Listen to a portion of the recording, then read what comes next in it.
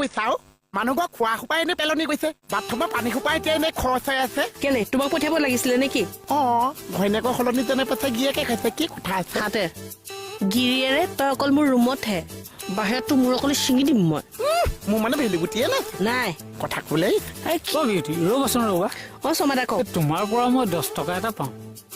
10 টকা অথনি তোমাৰ মানুহজনে চিপছ খাই গৈছিলে কিয় মই যে কৈছিলো বহুত কিনা পইচা ঠাণ্ডাটো খালো তাৰপাছত লগা কাৰণে যে টিপছ খাই দিলো পইচাটো দিয়া চমাদা নেক্সট টাইম মোৰ নামত একো বাকী নিদিব পেটৰ বিষ মই বোলো যা টেবলেট এটা লৈ আনগে